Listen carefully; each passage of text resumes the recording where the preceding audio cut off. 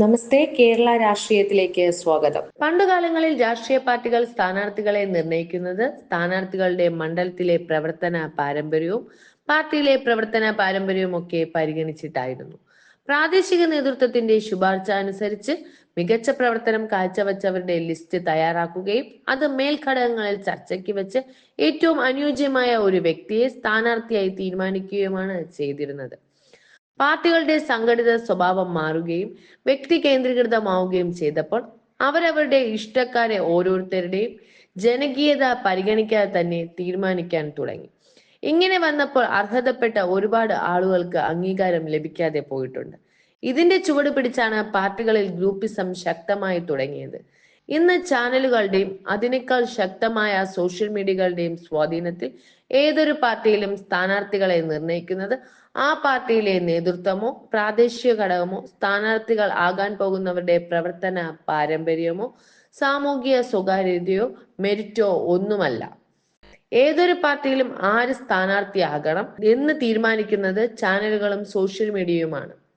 ഒരു വ്യക്തിയെ സ്ഥാനാർത്ഥിയാക്കുന്ന കാര്യം പാർട്ടിയോ നേതൃത്വമോ പ്രാദേശിക ഘടകമോ ആ വ്യക്തി തന്നെ അറിയുക പോലും ചെയ്യുന്നതിന് മുൻപായി ചാനലുകളും സോഷ്യൽ മീഡിയയും സ്ഥാനാർത്ഥിയെ നിർണയിച്ച് പ്രചരിപ്പിക്കും.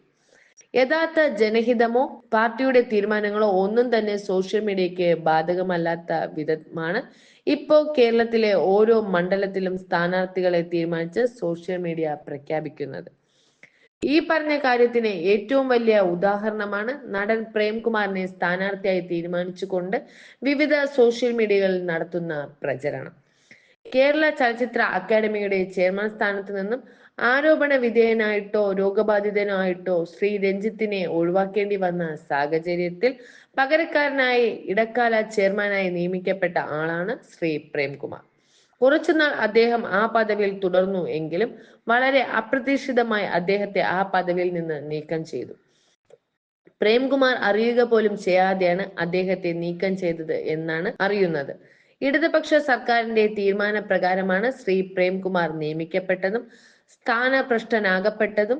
അക്കാദമി ചെയർമാനായി പ്രേംകുമാർ നിയമിക്കപ്പെടുമ്പോൾ പരക്കെ ഒരു ധാരണയുണ്ടാകും, പ്രേംകുമാർ ഇടതുപക്ഷക്കാരനാണെന്ന്.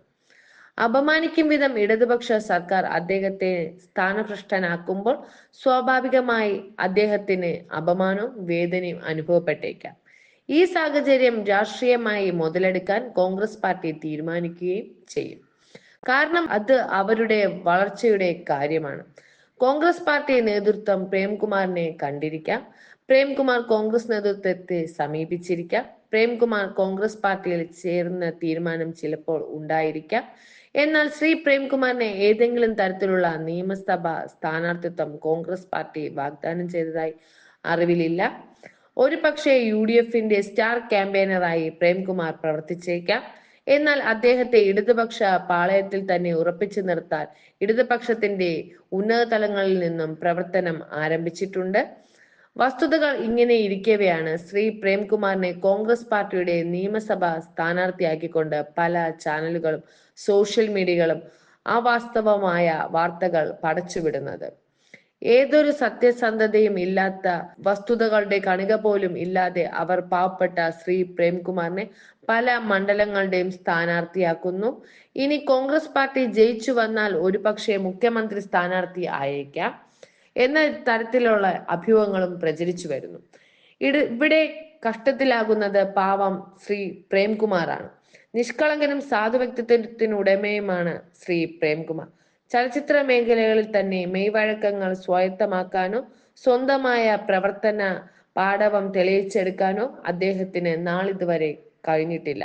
അദ്ദേഹത്തിന്റെ പ്രവർത്തന മണ്ഡലമായിരുന്ന മലയാള ചലച്ചിത്ര രംഗത്ത് പോലും ശരിക്കൊരു വ്യക്തിമുദ്ര പതിപ്പിക്കാൻ അദ്ദേഹത്തിന് കഴിഞ്ഞിട്ടില്ല. ശ്രീ ജഗതി ശ്രീകുമാർ, കുതിരവട്ടം പപ്പു, കുഞ്ചൻ, മാള അരവിന്ദൻ തുടങ്ങി മച്ചാൻ ജോസഫ്, ഇന്ദ്രൻസ് തുടങ്ങിയ ഒട്ടനവധി ഹാസ്യതാരങ്ങൾ മിന്നിത്തിളങ്ങിയ മലയാള ചലച്ചിത്ര വേദിയിൽ ഒരു ഹ്രസ്വകാല സന്ദർശനം മാത്രമായിരുന്നു ശ്രീ പ്രേംകുമാറിൻ്റെത്. ലംബോ എന്ന ടെലി സീരിയലിലൂടെ മിനി സ്ക്രീനിലും തുടർന്ന് ചലച്ചിത്ര രംഗത്തേക്ക് പ്രവേശനം കിട്ടിയ ആളാണ് ശ്രീ പ്രേംകുമാർ. അഭിനയം പഠിച്ച് രംഗത്ത് വന്ന ആൾ തുടക്കത്തിൽ ചലച്ചിത്ര മേഖലകളിൽ പ്രേംകുമാറിനോളം പ്രാധാന്യമില്ലാതിരുന്ന ശ്രീ ഇന്ദ്രൻസ് നിരന്തര പരിശ്രമത്താലും ഉള്ളിലുണ്ടായിരുന്ന പ്രതിഭയാലും ഉന്നത തലങ്ങളിൽ എത്തിയപ്പോൾ ചലച്ചിത്ര രംഗത്ത് കുറച്ചു കഥാപാത്രങ്ങളിലൂടെ വന്ന് മറഞ്ഞു എന്നൊഴിച്ചാൽ സ്വന്തമായ ഒരു വ്യക്തിമുദ്ര പതിപ്പിക്കാൻ കഴിയാത്ത ഒരു വ്യക്തിയാണ് ശ്രീ പ്രേംകുമാർ. ചലച്ചിത്ര രംഗത്ത് നിന്നും അദ്ദേഹം പെട്ടെന്നാണ് പുറന്തള്ളപ്പെട്ടത്. സ്വന്തമായ ഒരു ആരാധക വൃന്ദത്തെ സൃഷ്ടിക്കാനോ എടുത്തു പറയത്തക്ക ജനസ്വാധീനം ഉണ്ടാക്കാനോ അദ്ദേഹത്തിന് കഴിഞ്ഞിട്ടില്ല. അങ്ങനെ ഒരു വ്യക്തിയെ കോൺഗ്രസ് പാർട്ടി സ്ഥാനാർത്ഥിയാക്കുക എന്ന മൗഢ്യം ഒരിക്കലും പ്രവർത്തിക്കില്ല. അങ്ങനെ ഒരു തീരുമാനം പാർട്ടിയിൽ ഉണ്ടായിട്ടില്ല എന്ന് ഞങ്ങളുടെ അറിവിൽ പെട്ടിടത്തോളം ഉറപ്പിച്ച് പറയാം. ഒരു സ്ഥാനാർത്ഥിയാകാനുള്ള ജനസ്വാധീനം പോലും ശ്രീ പ്രേംകുമാറിനില്ല എന്നും, എന്നാൽ അപ്രകാരം ഒരു സ്വാധീനമുള്ള വ്യക്തിയായിരുന്നു ശ്രീ പ്രേംകുമാർ എങ്കിൽ അദ്ദേഹം പോലും അറിയാതെ അദ്ദേഹത്തിന്റെ അക്കാഡമി ചെയർമാൻ സ്ഥാനത്ത് നിന്നും ഇടതുപക്ഷം സ്ഥാനഭ്രഷ്ടനാക്കുകയില്ല എന്നും ചാനലുകളും സോഷ്യൽ മീഡിയകളും തിരിച്ചറിയേണ്ടത് ഉണ്ട് എന്നും ഓർമ്മിപ്പിക്കുന്നു. നന്ദി, നമസ്കാരം.